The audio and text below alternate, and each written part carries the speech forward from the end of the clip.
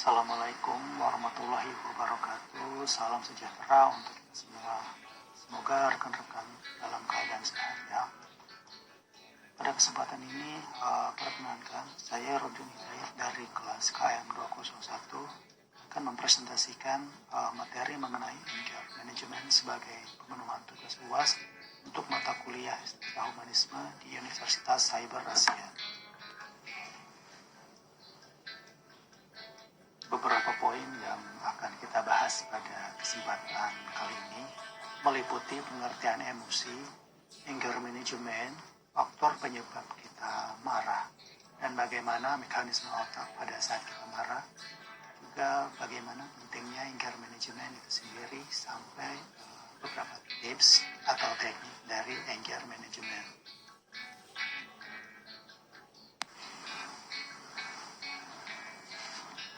Tentunya kita semua pernah merasakan marah atau emosi sampai di mana titik kesabaran kita tidak bisa mengontrol keadaan kita. Bisa jadi kita menyesali atas apa yang kita lakukan setelah melampiaskan kemarahan.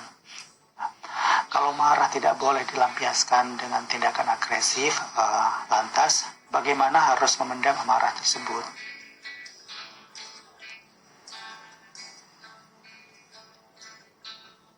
Merujuk Workbook Dictionary, emosi merupakan berbagai perasaan yang kuat, perasaan benci, perasaan takut, marah, cinta, senang, dan kesedihan.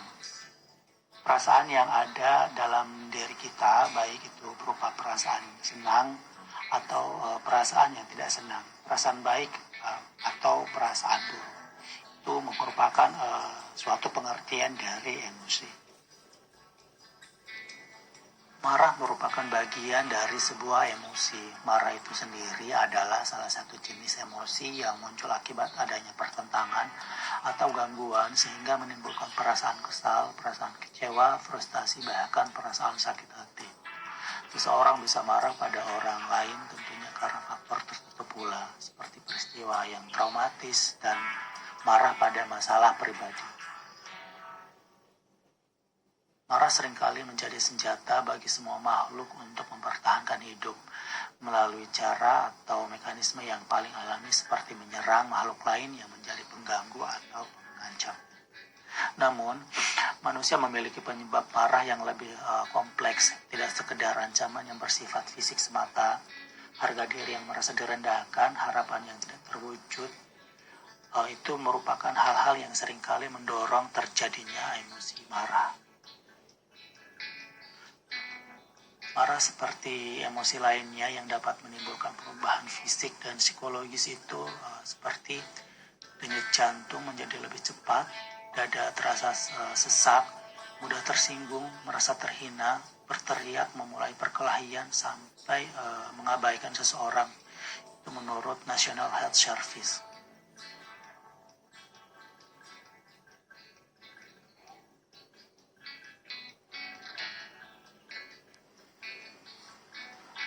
Marah memiliki mekanisme di dalam otak sebagaimana proses-proses emosi lainnya. Sebagaimana diketahui, otak memiliki satu bagian yang disebut amigdala yang memiliki fungsi untuk mengidentifikasi ancaman-ancaman. Ancaman-ancaman itu tidak selalu harus bermakna fisik, tetapi juga bermakna psikologis. Jika ada sinyal ancaman yang teridentifikasi oleh indera atau oleh otak, maka amigdala akan mengirimkan peringatan-peringatan.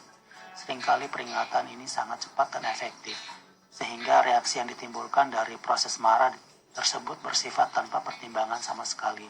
Dengan kata lain, otak memiliki saluran yang sangat cepat untuk bereaksi tanpa adanya pertimbangan-pertimbangan.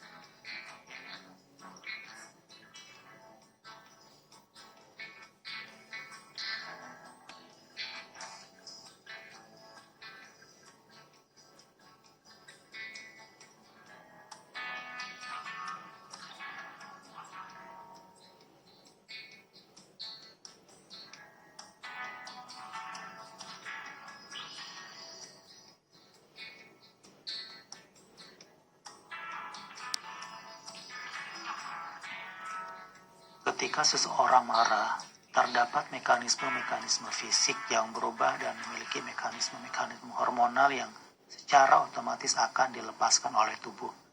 Ketika marah, di dalam otak akan melepaskan sejenis bahan kimia yang bernama katecholamine. Bahan kimia ini berfungsi sebagai neurotransmitter. Pelepasan bahan kimia ini akan menimbulkan ledakan energi yang akan bertahan beberapa menit. Selanjutnya, melalui proses yang cepat, kemudian ada tambahan pelepasan hormon adrenalin dan noradrenalin yang menyebabkan rangsangan untuk marah bertahan lebih lama dan menimbulkan reaksi-reaksi yang tidak logis, seperti berani yang berlebihan, tidak peduli, bahkan bisa sampai pada perbuatan yang sangat ganjil dan tidak terpuji.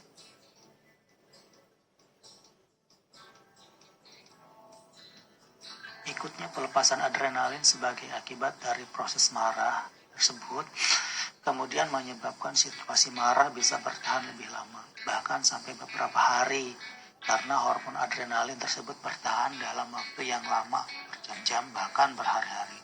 Pelepasan adrenalin tersebut juga membuat ambang batas marah menjadi lebih rendah, sehingga seseorang akan lebih rentan marah jika mengalami gangguan. Anger management itu sendiri adalah merupakan proses belajar mengenali tanda-tanda pada diri saat marah dan mengambil tindakan yang sehat dalam meluapkan kemarahan itu sendiri. Secara sederhana dapat diartikan bahwa anger management itu adalah mengendalikan rasa marah, bukan mencegah atau menahan rasa marah. Saat marah, secara alami tubuh akan menanggapi emosi tersebut secara agresif. Hal ini merupakan bentuk perlawanan dan pertahanan diri. Maka dari itu harus menghindari tindakan agresif yang berupa kekerasan fisik karena bisa membahayakan orang lain bahkan merugikan diri sendiri. Jika sampai terjadi, tentunya akan menyesal. Penyesalan tersebut bisa menimbulkan rasa membenci diri sendiri dan pada akhirnya bisa berdampak buruk bagi kesehatan, seperti penyakit jantung, depresi, dan tekanan darah tinggi. Marah juga memiliki jenis-jenis, diantaranya marah keluar atau eksplisit, yaitu rasa marah yang diarahkan kepada orang atau benda lain yang merupakan pengekspresian diri dari perasaan benci dan permusuhan yang tertahan. Sementara marah ke dalam atau anger in, yaitu rasa marah yang diarahkan ke dalam diri sendiri yang mengakibatkan depresi dan kebencian yang ditahan. Marah yang tidak terkontrol bisa sangat membahayakan bagi diri sendiri maupun bagi orang lain. Kelebihan manusia dibandingkan dengan makhluk lain adalah dikaruniai otak untuk berpikir dan mengontrol dirinya. Walaupun marah dihasilkan oleh mekanisme otak, namun pengendalian marah juga dilakukan oleh otak. Itulah sebabnya seseorang harus mampu mengendalikan kemarahannya melalui proses pengendalian di dalam otak. Akan tetapi terus-terusan marah dengan tanpa sebab atau tanpa alasan tentu tidak baik bagi kesehatan dan kesejahteraan diri sendiri. Oleh karena itu sangat penting untuk kita bisa mengidentifikasi penyebab marah. Hal yang sering menyebabkan emosi meledak-ledak tanpa sebab, tanpa sadar adalah karena kita sedang kelelahan atau tidak cukup untuk istirahat, kurang tidur. Penyebab marah yang menimbulkan depresi, selain menyebabkan rasa putus asa dan langsa, depresi juga bisa menyebabkan seseorang mudah marah. Bahkan kadang orang depresi bisa merespon suatu hal dengan perilaku atau ucapan kasar. Depresi juga mungkin membuat seseorang melakukan hal yang beresiko, contohnya seperti menyetir ugal-ugalan dengan kecepatan tinggi. Psikolog Rebecca Wong juga berpendapat bahwa rasa diabaikan atau tidak dipedulikan oleh orang-orang sekitar bisa membuat seseorang jadi mudah marah. Manusia pada dasarnya adalah makhluk sosial yang berharap dan mencari kepuasan dari berhubungan sosial. Ketika kebutuhannya tidak terpenuhi, hal ini bisa menimbulkan emosi negatif, salah satunya kemarahan. Penyebab suka marah tanpa sebab mungkin berakar dari penyakit yang dimiliki selama ini. Misalnya hipertiroidisme yang seringnya terjadi pada wanita dan penderita kolesterol tinggi. Hormon tiroid mengendalikan semua hal yang berkaitan dengan metabolisme tubuh. Jika jumlahnya berlebihan dalam tubuh, hipertiroidisme bisa menyebabkan menjadi gampang gelisah dan sulit berkonsentrasi.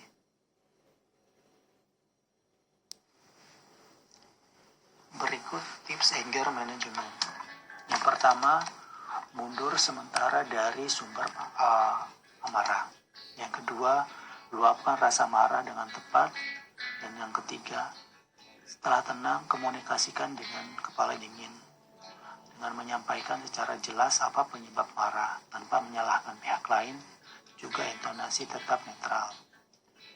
Kemudian tips anger management selanjutnya yaitu dengan cara melakukan metode time out. Kemudian lakukan kegiatan lain untuk mengalihkan rasa marah, juga konsultasikan kepada psikolog. Tetap jangan ragu untuk meminta bantuan profesional seperti ahli kejiwaan sehingga dapat mencegah kerusakan yang lebih jauh, baik secara fisik, mental, dan sosial.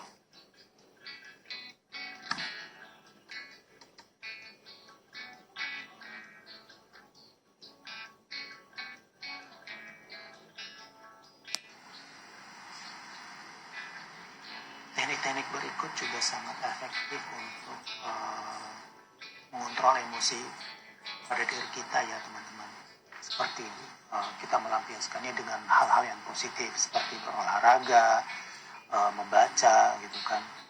Sini ada juga memijat jari jemari untuk beberapa emosi yang sedang kita alami, stres, takut, marah, dan sebagainya. Demikian presentasi singkat mengenai anger management untuk kuliah Estetika Humanisme ini. Mohon maaf masih banyak kekurangan dan atas perhatian dari teman-teman saya ucapkan terima kasih. Assalamualaikum warahmatullahi wabarakatuh.